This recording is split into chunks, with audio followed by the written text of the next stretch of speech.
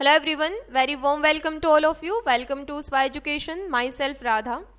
और आज हम लोग क्या करेंगे, हम लोग प्रीवियस ईयर जो क्वेश्चंस आए हुए हैं उनको डिस्कस करेंगे. आज से हम लोग एक सीरीज स्टार्ट करेंगे जिसमें हम लोग फूड सेफ्टी ऑफिसर के अलग अलग स्टेट के जो प्रीवियस ईयर क्वेश्चंस हो गए, FSCCI के क्वेश्चंस हो गए, उन क्वेश्चंस को हम लोग डिस्कस करेंगे. डेली बेसिस पे हम लोग 20 to 30 क्वेश्चन डेली डिस्कस किया करेंगे.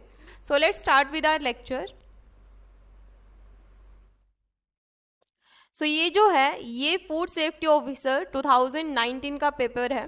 सो हम लोग इसको देखते हैं.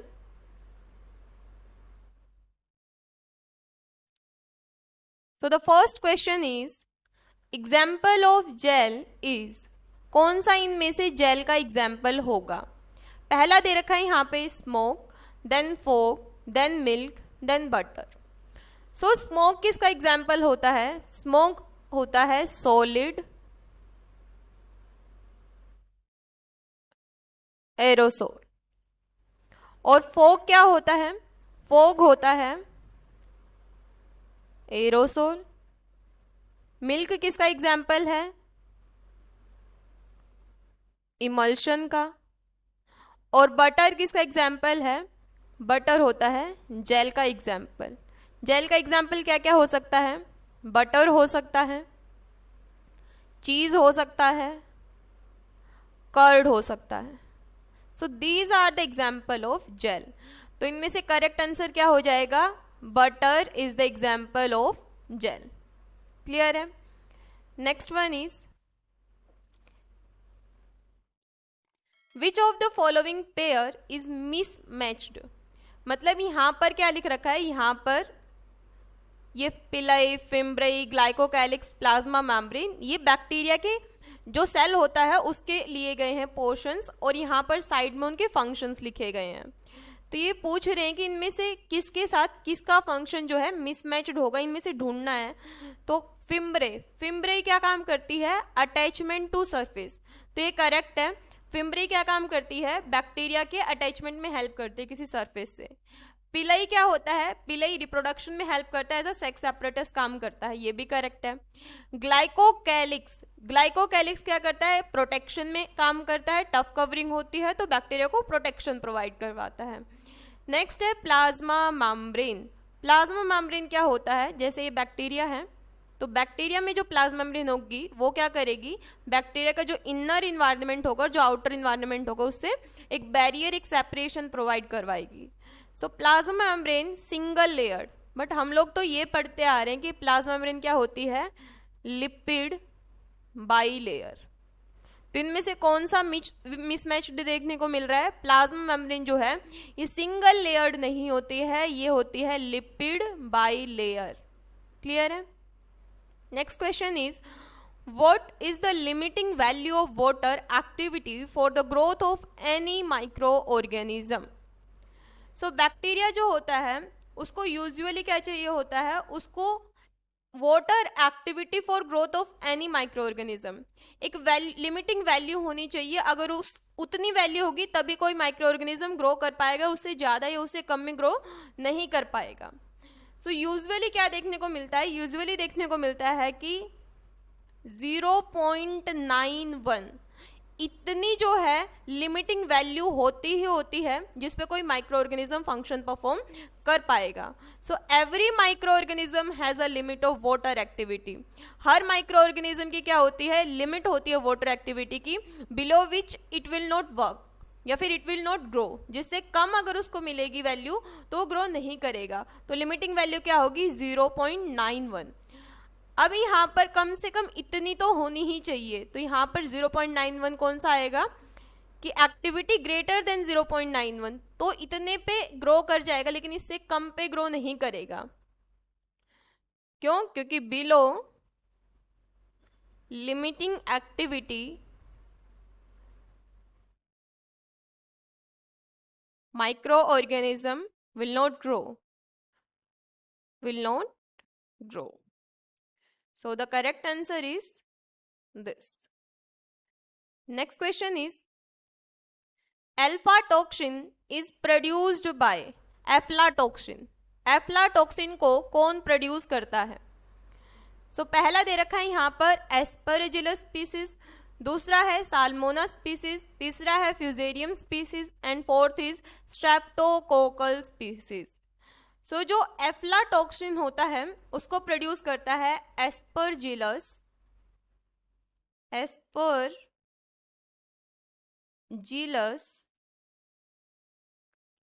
फ्लेवस, जो कि क्या होता है, एक फंगाई होता है, फंगस होती है ये। तो aflatoxin is produced by Aspergillus species. Clear? Next one is which of the following bacteria produce alpha toxin. Alpha toxin को कौन सा बैक्टीरिया इनमें से प्रोड्यूस करता है? सो जो एल्फा टॉक्सिन है, अगर मैं बताऊं कौन कौन से बैक्टीरिया इसको प्रोड्यूस कर सकते हैं, so one is clostridium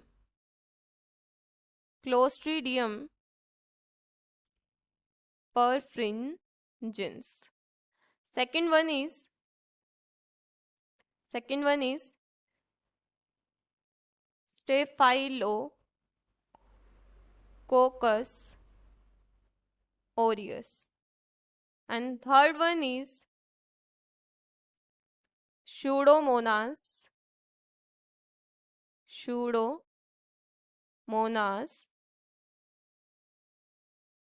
aeruginosa। तो ये जो बैक्टीरिया होते हैं ये माइक्रो ऑर्गेनिज्म प्रोड्यूस कर सकते हैं किसको? एल्फा टॉक्सिन को।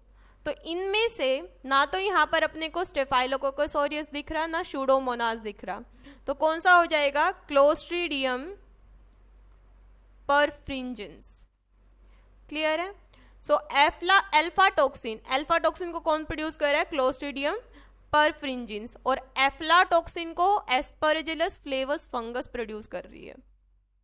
Next one is method for estimation of nitrogen are. So estimation of nitrogen का मेथड किसने दिया था? सो ये दिया था डूमास एंड जेल्डहल्स मेथड। तो एस्टिमेशन ऑफ नाइट्रोजन मेथड को इस नाम से भी जाना जाता है। Next one is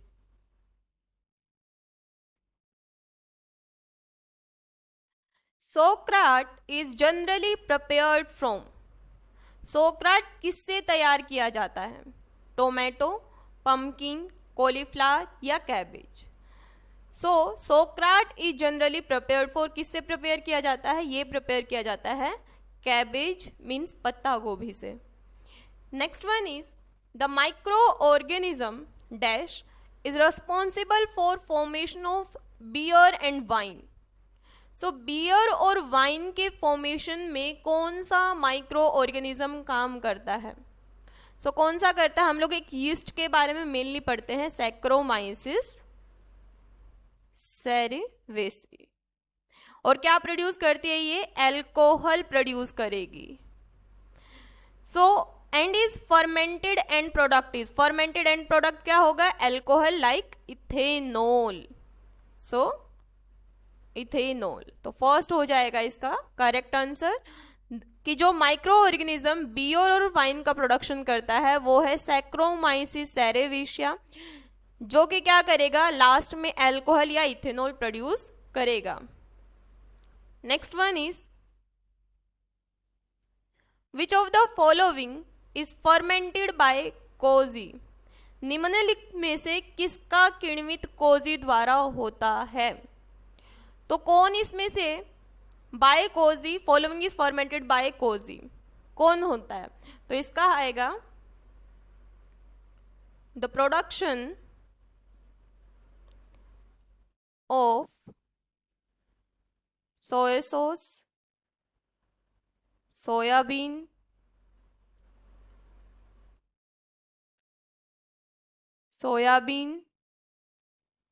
Meesho etcetera. तो इन सब चीज़ों का प्रोडक्शन किया जाता है फर्मेंटेड बाय कोजी। तो इनमें से कौन सा हो जाएगा? सोयाबीन। तो निम्नलिखित में से किसका किण्वित कोजी द्वारा किया जाता है? तो soybean is the correct answer. Next one is number of GTP. ध्यान रखना जीटीपी है, not ATP. GTP formed after complete aerobic oxidation of one molecule of glucose. So aerobic respiration का मतलब क्या होता है? एरोबिक मतलब ऑक्सीजन की प्रेजेंस में। तो यहाँ पर क्या होता है कि मान लो एक ग्लूकोज मॉलिक्यूल है, तो उसका कंप्लीट ऑक्सीडेशन के लिए 3 फेजेस फॉलो होते हैं। सबसे पहले ग्लाइकोलाइसिस होती है। ग्लाइकोलाइसिस का एंड प्रोडक्ट पाइरुवेट बनता है। 2 मॉलिक्यूल पाइरुवेट के से 2 बार सिट्रिक एसिड साइकिल रन होती है और सिट्रिक एसिड साइकिल के बाद इलेक्ट्रॉन ट्रांसपोर्ट चेन रन होती है। यानी कि एक ग्लूकोज को कंप्लीटली ऑक्सीडाइज करने के लिए 3 साइकिल होती हैं, glycolysis, citric acid cycle and ETC। First one is this, second one is this and third one is this. और GTP का प्रोडक्शन केवल देखने को मिलता है सिट्रिक एसिड साइकिल में। तो एक पाइरुवेट मॉलिक्यूल एक बार रन करेगा तो 1 GTP, और टोटल ग्लूकोज से 2 पाइरुवेट निकलते हैं, तो इसीलिए 2 GTP का प्रोडक्शन देखने को मिलता है एक ग्लूकोज के कंप्लीट ऑक्सीडेशन में, क्योंकि एक ग्लूकोज से कितने मॉलिक्यूल ऑफ पाइरुवेट बनते हैं? 2 मॉलिक्यूल ऑफ पाइरुवेट, और 2 बार पाइरुवेट सिट्रिक एसिड में जाएगा तो 2 बार ही GTP प्रोडक्शन देखने को मिलेगा। क्लियर है? नेक्स्ट क्वेश्चन इज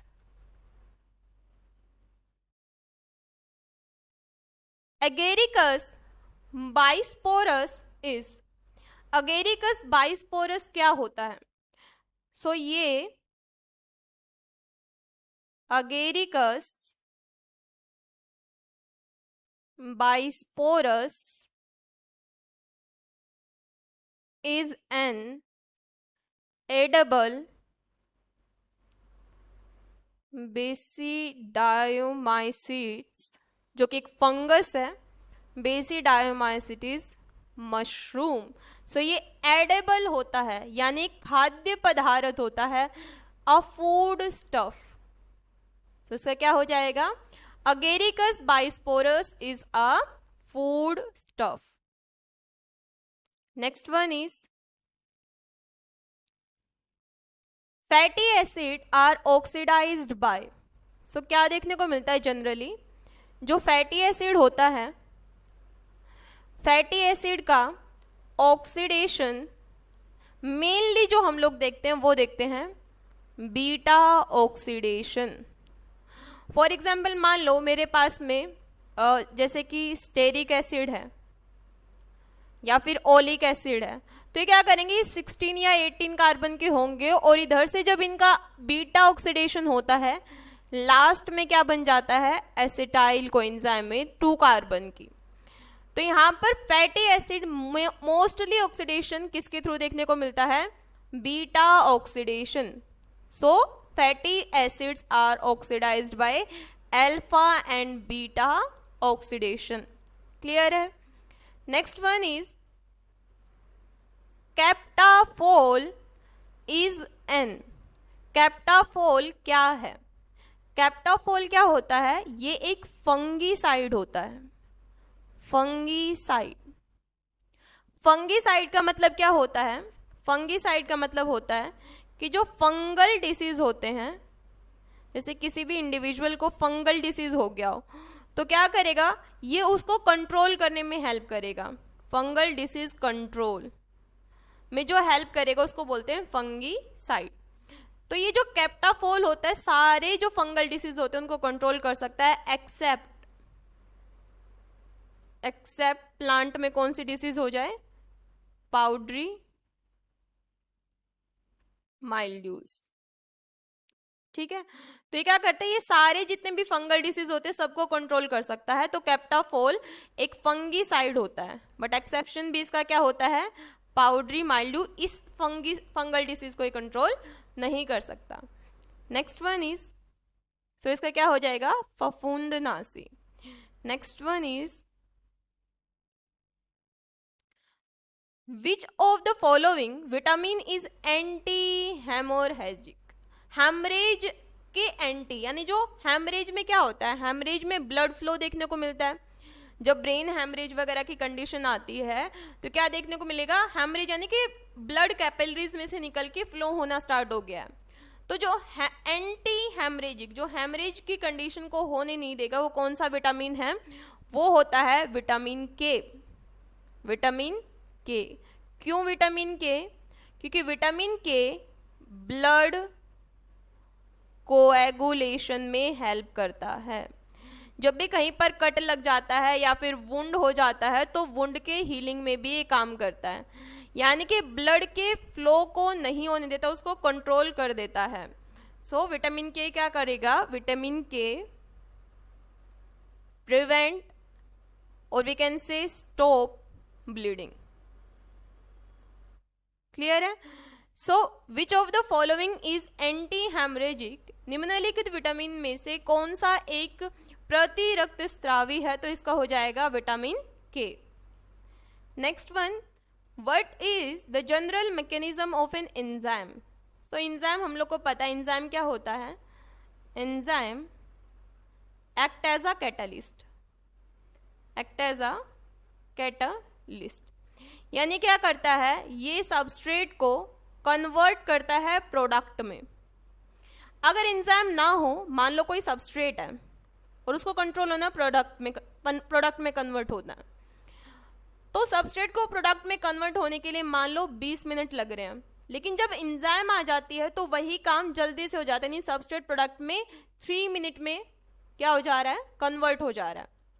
तो यानी क्या कर रहा है, ये जो एनर्जी हो रही थी सबस्ट्रेट को प्रोडक्ट में कन्वर्ट करने की, जो ज़्यादा एनर्जी लग रही थी, अब वो एनर्जी कम लगेगी। तो एंजाइम क्या काम करता है, it act by decreasing the activation energy, यानी एंजाइम की प्रेजेंस में जो एनर्जी लगेगी वो कम लगेगी, जल्दी काम भी हो जाएगा, यानी सबस्ट्रेट से प्रोडक्ट भी जल्दी कन्वर्ट हो जाएगा और कम एनर्जी इन्वेस्टमेंट देखने को मिलेगा, क्योंकि enzyme act as a catalyst. Next one is methyl and ethyl alcohol are detoxified in the human body by methyl and ethyl alcohol are detoxified in the human body by, मानव शरीर में methyl व ethyl alcohol का विसहरण कैसे होता है, ये detoxified कौन से प्रोसेस से होते हैं। सो उनका डिटॉक्सिफिकेशन देखने को मिलता है ऑक्सीडेशन से, अब वो ऑक्सीडेशन बाय एल्डिहाइड भी हो सकता है। सो इसका ऑक्सीडेशन से क्या देखने को मिलेगा, डिटॉक्सिफिकेशन देखने को मिलेगा मिथाइल और इथाइल अल्कोहल का from the human body. Next one is consumption of raw egg white cause deficiency of, अगर रॉ एग वाइट का ज़्यादा कंजम्पशन किया जाए और वी कैन से प्रोलॉन्ग्ड, यानी लंबे टाइम तक प्रोलॉन्ग्ड कंजम्पशन किया जाए, सो इनमें से किसकी डिफिशियंसी देखने को मिलेगी, कच्चे अंडे के सफ़ेद हिस्से के उपभोग से निम्न में से किसकी कमी होगी, किसकी डिफिशियंसी होगी। तो क्या देखने को मिलता है, जो एग वाइट होता है इसमें एक प्रोटीन पाया जाता है जिसको बोलते हैं एविडिन, एविडिन प्रोटीन, और एविडिन की स्ट्रॉन्ग बाइंडिंग किसके साथ होती है, मान लो ये एविडिन है, ये एविडिन है, तो ये स्ट्रॉन्गली किसके साथ बाइंड कर लेता है, ये स्ट्रॉन्ग बाइंड कर लेता है बायोटिन के साथ में। अब अगर एविडिन और बायोटिन ने बाइंडिंग कर ली तो बॉडी में क्या हो जाएगा, जो फ्री बायोटिन है उसकी डिफिशियंसी देखने को मिलेगी। So consumption of raw egg white cause deficiency of biotin, biotin की डिफिशियंसी देखने को मिलेगी अगर प्रोलॉन्ग्ड कंजम्पशन कर लिया जाए रॉ एग वाइट का। Next one, which is not included in the 5 kingdom system of classification, 5 kingdom classification, 5 kingdom classification। सो इसमें कौन कौन से आ जाते हैं, इसके अंदर आता है animal, plant, fungus, Monera, and protista, ये आते हैं 5 किंगडम क्लासिफिकेशन में, ये 5 इंक्लूड होते हैं।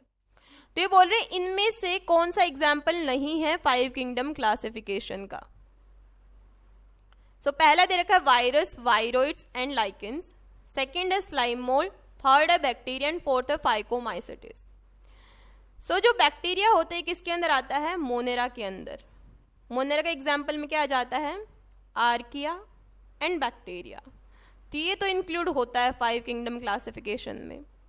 फाइकोमाइसिटीज, बेसिडोमाइसिटीज, ये किसके एग्जाम्पल होते हैं, ये होते हैं फंगस के, तो ये भी इंक्लूड हो रहा है 5 किंगडम क्लासिफिकेशन में। ये फंगस है तो ये फंगस का एग्जाम्पल है।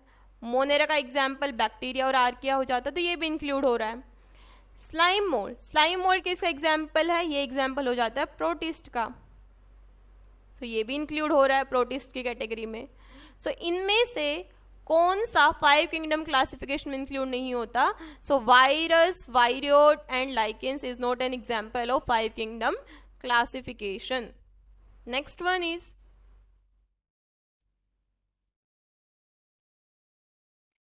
यहाँ पर मैच करना है कि लिस्ट 1 और लिस्ट 2 में से कौन सा किसके साथ मैच हो रहा है, उसका फंक्शन किसके साथ मैच होगा। पहला दे रखा है कैल्शियम। सो कैल्शियम कहाँ पर हेल्प करता है, कैल्शियम जो ये ब्लड कोएगुलेशन में हेल्प करता है। कैसे हेल्प करता है, कैल्शियम जो है ये एक्टिवेट करेगा किसको, कैल्शियम एक्टिवेट थ्रोम्बोप्लास्टिन, थ्रोम्बोप्लास्टिन को एक्टिवेट करेगा, और साथ साथ में क्लोटिंग फैक्टर, क्लोटिंग फैक्टर कौन कौन से हो सकते हैं, 1 to 13, ये होते हैं क्लोटिंग फैक्टर, इनको एक्टिवेट करेगा। इसके अलावा कैल्शियम क्या करता है, कैल्शियम प्रोथ्रोम्बिन को कन्वर्ट करता है थ्रोम्बिन में, और थ्रोम्बिन क्या करता है, थ्रोम्बिन फाइब्रोनोजन को फाइब्रिन में कन्वर्ट करता है, और फाइब्रिन क्या करता है, ब्लड का कोएगुलेशन करवाता है। ब्लड कोएगुलेशन मतलब अब ब्लड का फ्लो देखने को नहीं मिलेगा, कोएगुलेट हो जाएगा, जैसा विटामिन के काम करता है। सो कैल्शियम कहाँ हेल्प कर रहा है, कैल्शियम ब्लड कोएगुलेशन में हेल्प कर रहा है, ये करेक्ट मैच है यहाँ पर। सो ए का तो फर्स्ट हो जाएगा जो कि केवल एक ही ऑप्शन में है, थर्ड ऑप्शन में। Second one is sodium. तो मोस्टली हम लोग पढ़ते हैं कि सोडियम पोटेशियम क्या करते हैं, ये इलेक्ट्रिक जो बैलेंस होता है वो मेंटेन करते हैं। So maintenance of electrical equilibrium between intracellular fluid, so ये भी करेक्ट है।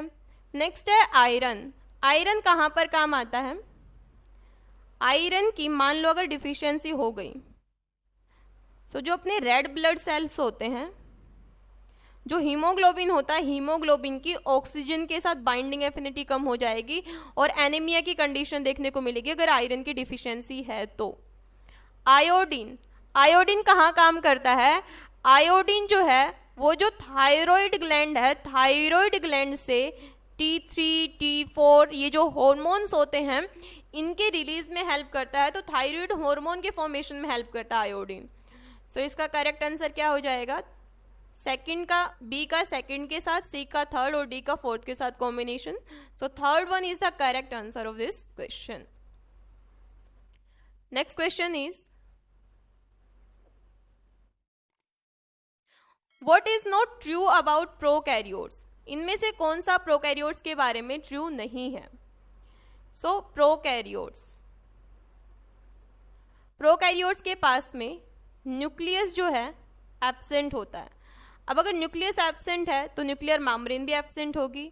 सो न्यूक्लियर मेम्ब्रेन ये भी एब्सेंट होती है, न्यूक्लियर मेम्ब्रेन एब्सेंट।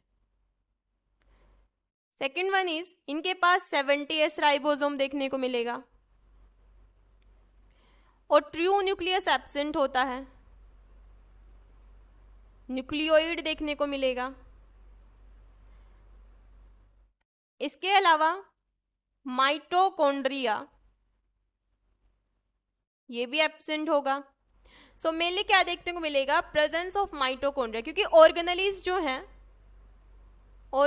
जो हैं वो एब्सेंट होते हैं प्रोकैरियोट्स के अंदर। तो माइटोकॉन्ड्रिया भी किसका एग्जांपल आ जाता है, ऑर्गेनेली का।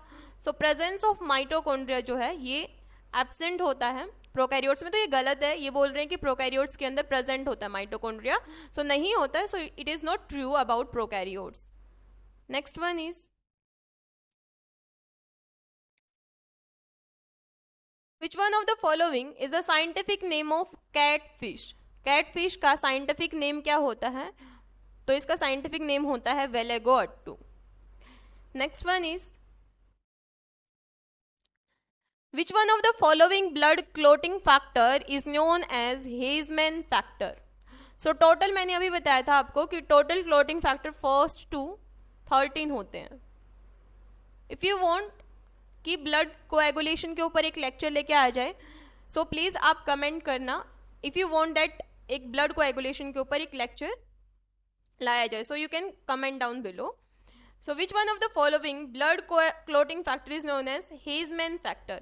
इनमें से किसको हेजमैन फैक्टर बोला जाता है? कौन से क्लोटिंग फैक्टर को? टोटल 13 क्लोटिंग फैक्टर होते हैं, सो इनमें से कौन सा हेजमैन क्लोटिंग फैक्टर होगा? सो इसका आ जाएगा 12. So correct answer is this. Next one is, यहाँ पर भी नेक्स्ट क्वेश्चन में मैच करना है लिस्ट 1 और लिस्ट 2 को. लिस्ट 1 में कनेक्टिव टिश्यू दे रखे हैं और लिस्ट 2 में उनके एग्जाम्पल दे रखे हैं. सो सबसे पहले हम लोग देखते हैं सबसे इजी वाला, that is D, specialized mature connective tissue, जो मैच्योर्ड होंगे. सो कौन कौन से होंगे मैच्योर्ड? बोन्स, कार्टिलेज, ब्लड, ये सारे हो जाएंगे. सो डी का थर्ड, जो कि 2 ऑप्शन में है, इसमें और इसमें. Next one is embryonic connective tissue. Embryonic connective tissue कैसे होते हैं? मेसेनकाइमल इन ओरिजिन होंगे तो मेसेनकाइम आ जाएगा. सो सी का सेकंड, जो केवल थर्ड ऑप्शन में है, सो इसका करेक्ट आंसर क्या हो जाएगा? थर्ड. यानी कि लूज कनेक्टिव टिश्यू का एग्जाम्पल हो जाएगा एडिपोज टिश्यू और डेंस रेगुलर कनेक्टिव टिश्यू का एग्जाम्पल हो जाएगा tendon and ligaments. Next question, if the blood is the respiratory substrate, respiratory quotient will be. If the lipid is respiratory substrate. So मैं आपको एक table provide कर रही हूं. मान लो respiratory substrate and respiratory quotient. अगर रेस्पिरेटरी सबस्ट्रेट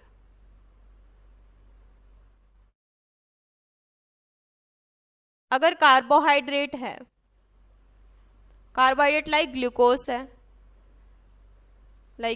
है, तो रेस्पिरेटरी क्वोशेंट की वैल्यू क्या होती है? 1. व्हाट इफ अगर रेस्पिरेटरी सबस्ट्रेट लिपिड हो, या फिर जिसको फैटी एसिड बोल सकते हैं. सो रेस्पिरेटरी क्वोशेंट की क्या वैल्यू होगी? रेस्पिरेटरी क्वोशेंट की वैल्यू होगी 0.7. और अगर रेस्पिरेटरी सबस्ट्रेट प्रोटीन है तो रेस्पिरेटरी क्वोशेंट की क्या वैल्यू होगी? 0.9. तो क्या पूछ रखा है यहाँ पर कि लिपिड रेस्पिरेटरी सबस्ट्रेट है, तो वैल्यू क्या होगी? 0.7. सो 1 तो नहीं होगी, लेस देन 1, मोर देन 1, 0 भी नहीं है, मोर देन 1 भी नहीं है, लेस देन 1 है, 1 से कम है. सो करेक्ट आंसर क्या हो जाएगा? Less than 1. अगर लिपिड रेस्पिरेटरी सबस्ट्रेट है देन रेस्पिरेटरी क्वोशेंट की वैल्यू लेस देन 1 होगी, मीन्स 0.7 होगी. Next question, in addition to thyroxine, T4 and triiodothyronine, T3 thyroid gland secrete. T3 T4 के अलावा थायराइड ग्लैंड क्या सीक्रेट करती है? जनरली क्या देखने को मिलता है, जो हाइपोथैलेमस होगा वो क्या करता है? वो पिट्यूटरी ग्लैंड को सिग्नल देगा, एंटीरियर पिट्यूटरी ग्लैंड को. Anterior pituitary gland thyroid stimulating hormone को रिलीज करेगी, जो कि थायराइड ग्लैंड से T3 T4 जो कि मेनली आयोडीन के साथ मिलके काम करेंगे. T3 T4 के अलावा कैल्सीटोनिन, इसको रिलीज करवाएंगे. कैल्सीटोनिन क्या काम करता है? कैल्सीटोनिन ब्लड में जब कैल्शियम का लेवल इंक्रीज हो जाता है तो ब्लड से कैल्शियम का लेवल डिक्रीज कर देता है और उस कैल्शियम को हड्डियों में या बोन्स में स्टोर कर देता है। तो इसका करेक्ट आंसर क्या हो जाएगा? Calcitonin. Thyroid gland T3 T4 के अलावा कैल्सीटोनिन को रिलीज करेगा। Next one is in tissue culture callus is. Tissue culture में कैलस क्या होता है? जब हम टिश्यू कल्चर करते हैं तो यहाँ पर एक अनडिफरेंशिएटेड मास, अनडिफरेंशिएटेड का मतलब क्या होता है? अनडिफरेंशिएटेड, जिसका अभी फेट कंफर्म नहीं है, फ्यूचर कंफर्म नहीं है, या फिर उसको इन फ्यूचर क्या बनना है वो अभी कंफर्म नहीं है। सो अनडिफरेंशिएटेड मास ऑफ सेल जो कंटिन्यूअसली डिवाइड करेगा, एक स्टेम सेल जैसा इसका बिहेवियर होता है। तो कैलस क्या हो जाएगा? Callus is an unorganised activity dividing, क्योंकि कैलस क्या करता है? Dividing undifferentiated mass of cell that maintain in tissue culture. So ये डेफिनेशन होती है कैलस की। नेक्स्ट वन,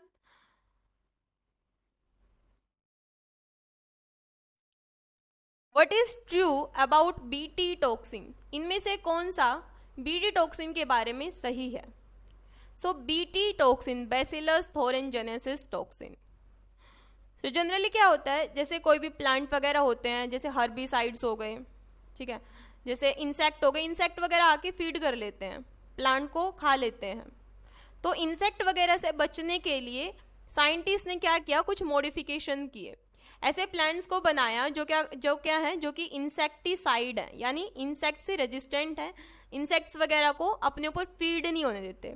जिनमें से एक बीटी टॉक्सिन क्या करता है? बीटी टॉक्सिन, मान लो फॉर एग्जाम्पल ये मान लो कोई प्लांट है और इसके ऊपर किसी इंसेक्ट ने फीड किया। अब जैसे इंसेक्ट के ऊपर ये फीड करेगा और इसमें बीटी टॉक्सिन जीन है, यानी क्राई जीन है, तो बीटी टॉक्सिन है इस प्लांट में और इस इंसेक्ट ने इसके ऊपर फीड किया, तो अब वो बीटी टॉक्सिन इस इंसेक्ट के कहाँ पर चला गया? स्टमक में चला गया, गट में चला गया।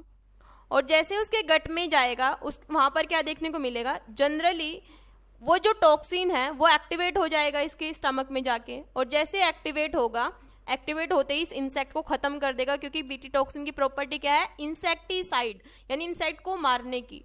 सो क्या होता है BT toxin? The inactive protoxin. Inactive, generally तो बीटी टॉक्सिन या क्रायोटॉक्सिन जब प्लांट में इनएक्टिव रहता है, लेकिन जैसे ही इंसेक्ट उसको फीड करेगा, इंसेक्ट के अंदर जाके एक्टिव हो जाएगा, क्योंकि इंसेक्ट के जो स्टमक की पीएच होती है वो कैसी होती है? Alkaline. So inactive protoxin get converted into active form in the pest या insect gut due to the alkaline pH, और इंसेक्ट की डेथ देखने को मिल जाएगी। Next one is the proteolytic. Proteolytic क्या होता है? प्रोटियोलिटिक का मतलब होता है जो कि प्रोटीन का डिग्रेडेशन में हेल्प करेगी। सो प्रोटीन डिग्रेडेशन में कौन हेल्प करेगी? Pepsin. Next, an increase in the concentration of toxicant which are neither metabolized nor excreted and get deposited as successive trophic level is called। जैसे मान लो lower trophic level से अपर trophic level के बारे में बात हो रही है। मान लो कोई टॉक्सिन है, नीचे वाला जो ऑर्गेनिज्म है लोअर ट्रोपिक लेवल का, उसने फीड किया, उसके बाद क्या होता है? वो टॉक्सिन अपर ट्रोपिक लेवल तक जाता जाए, ना तो वो मेटाबलाइज होगा क्योंकि टॉक्सिन है, तो ना तो वो खत्म होगा ना वो डिग्रेड होगा, वो क्या होता जाएगा? लोअर ट्रोपिक लेवल से हायर ट्रोपिक लेवल तक जाता जाएगा, और इस प्रोसेस को बोलते हैं बायोमैग्निफिकेशन। जब कोई toxic substance lower trophic level से हायर ट्रोपिक लेवल तक जाता है। सो बायोमैग्निफिकेशन की डेफिनेशन क्या होगी? टॉक्सिन का concentration lower two successive trophic level तक जाना, that is called biomagnification। Next one is the use of microorganism to degrade environmental pollutant is called। जब हम लोग इन्वायरमेंट में पॉल्यूशन हो रखा है और उस पॉल्यूशन को खत्म करने के लिए माइक्रो ऑर्गेनिज्म का यूज करें, पर्यावरणीय प्रदूषकों के निम्नीकरण में सूक्ष्म जीवों का उपयोग। जब हम इन्वायरमेंट में अगर पोल्यूशन है या पोल्यूटेंट्स हैं उनको खत्म करने के लिए माइक्रो ऑर्गेनिज्म का यूज करते हैं। इस प्रोसेस को क्या बोलते हैं? Bio remediation. बायो का मतलब क्या होगा? लिविंग ऑर्गेनिज्म, और लिविंग ऑर्गेनिज्म का यूज़ किया जा रहा है रेमिडिएशन प्रोसेस में। सो इसका क्या हो जाएगा, bioremediation. So thank you so much everyone. कल हम लोग इससे आगे के क्वेश्चंस डिस्कस करेंगे। If you find this video beneficial for you, please don't forget to like, share and subscribe this channel for more such kind of videos. Thank you so much.